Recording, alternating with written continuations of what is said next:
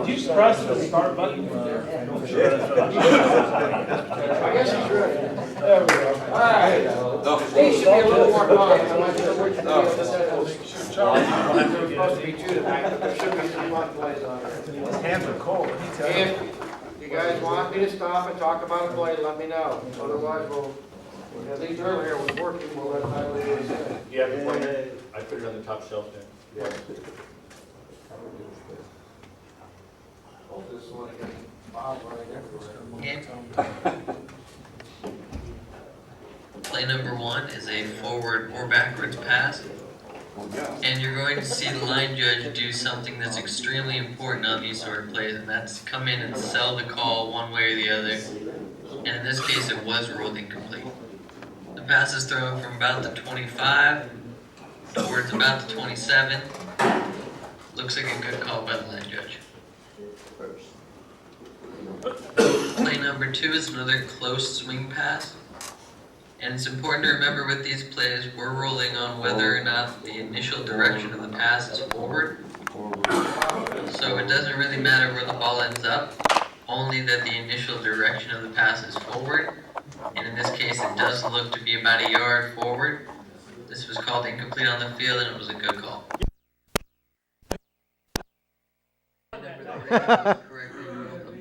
This was a little trickier, guys. And it does appear to be a little bit tricky because the defender gets a hand on it and knocks the ball away. But once There he we is. replay again, we'll freeze it and show that it was backwards pass. So for the pass to be backwards, the initial direction of the pass must be parallel or towards the runner's own goal line. And in this case, you can see the pass was thrown about a yard back before it was contacted by the defense. Now let's watch This is a Bob. Great call. Oh, darn. Play number 4. That one is not my call. That one he takes one step and throws, so the wings have that all day. Now remember that when it comes to ineligibles downfield, the rule is that the ineligibles cannot be more than 2 yards downfield when the pass is thrown. There's the guy about In this 15 case, yards we down. did have an eligible downfield call, so let's take a look one more time and see if we can point Where out is the he? player. Look at 65. There he is. And Right we're here. going to see that number 76 right here ends up about 4 yards past the neutral zone when the ball is thrown. So we could pick up anywhere. I think that was 86. Play number 5 is called ineligible downfield, but based on what we're going to see here, it should have been illegal touching. Now, if we have a wide receiver who's covered up and goes downfield, we will have an eligible receiver downfield. But in this case, that covered up player does catch the ball, and that makes it an illegal touching foul. Both fouls carry 5-yard penalties, but an illegal touch also has a loss of down. What's up? So we have a receiver who's covered up, let's stay focused and make sure that receiver is not the one who catches the ball. That's all right. I'm not going to talk that much anyways. Now let's move Oh, you to can't our hear that? additional grounding If you play. sit down there, then I Yeah. can hear. And this first one was very obvious and it was picked up on the field. And way do I anytime go? we have a passer clearly throw the ball away to conserve yardage, we're going to have a foul. In this case, he throws the ball about 5 yards out of bounds and doesn't make an effort to get the ball near an eligible receiver. So the headlinesman here does a great job of seeing the result of the play, coming into the referee, telling the referee what they had, and then the intentional grounding flag is dropped. And this is one where you may have a very late flag.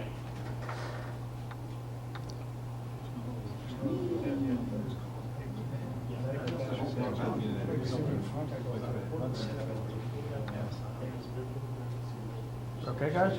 Yes. What's the key word for that, wings? What's the key word that you're going to your referee with? Now, what are you going to report if you come in? I don't have to receive it. No receiving area. Immediate area. Right. And when you say that, it doesn't mean he has to throw a flag, but it tells him, I think from my position, a flag should be thrown. Now, you may have new data, something like the quarterback was hit as he was thrown and it caused his body to twist and the ball go in a different direction, so I'm not throwing a flag on that. Even though the ball went over there and there's no receiver, he was contacted. Okay? He was under duress and that pass went that way. So it doesn't mean you have to throw a flag, but this is one area where you may have a flag come out well after the play has ended. Normally, we try to get the flag down and then wave it off if need be. Bob, you have to make up the spot where you let Responsible for the spot of the pass. Oh, So okay. yes, if you're not paying attention, then you may have to do that. Now I get to play with microphones too. I'll just shut up. You can stand where you're at and just point wherever. Okay. It's really sensitive. Not a problem. All right, everybody good with that? Play number 7 is from the same game, and this was also called intentional grounding. But you're going to see that the passer does make a genuine attempt to get the ball to an eligible receiver. And he does get the ball within 2 yards of his receiver. So in this case, we're going to want to pass on this intentional grounding. This just isn't enough. Where is he? Right there. Right there, 81.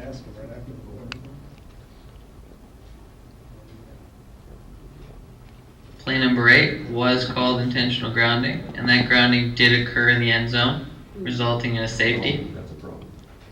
And you can clearly see once we get to the replay that the passer simply just dumps the ball away to avoid the safety. But with no eligible receivers in the area, this was called intentional grounding, and the result after enforcement was a safety. Play number 9 was an easy. Okay, on that one, did you guys notice the referee? He's totally focused on his receiver, or I'm sorry, the quarterback. Let's get the right position. He has no idea where that ball went. That's why as wings, it's very important to come in and help your referee. Okay? The intentional grounding call that was picked up. The passer actually puts the ball onto the track. It's very obvious, and there's no eligible receivers even close. Outside the numbers.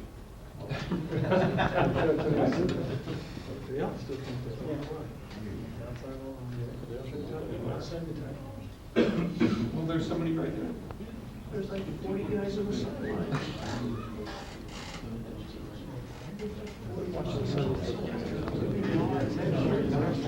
Play number 10 was called intentional grounding, with the pass being thrown into an area not occupied by eligible receivers. And this was good communication between the line judge and the referee, because as you're going to see that there wasn't a player within 15 yards of this ball. This was a good pickup for grounding. And the referee, because there's action on the quarterback, has to stay on the quarterback. And a lot of times, if there is that kind of action, the referee doesn't know if the ball is caught, not caught, receiver in the area, or not. So you have to come back and tell him.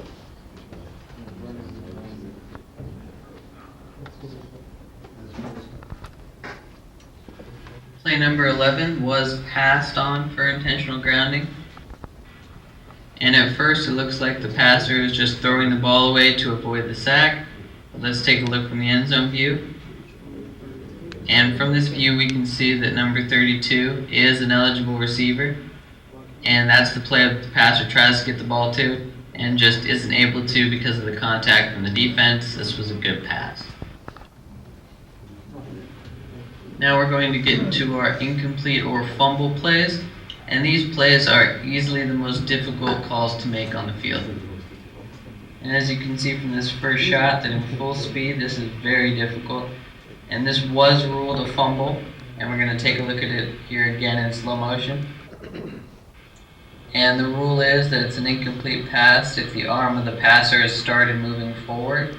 But in this case, it looks like the defender is just able to knock the ball loose before the arm starts forward.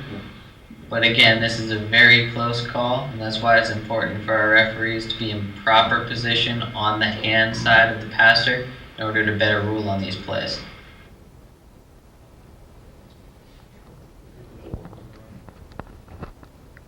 The arm did come forward, but the ball was not in his hand.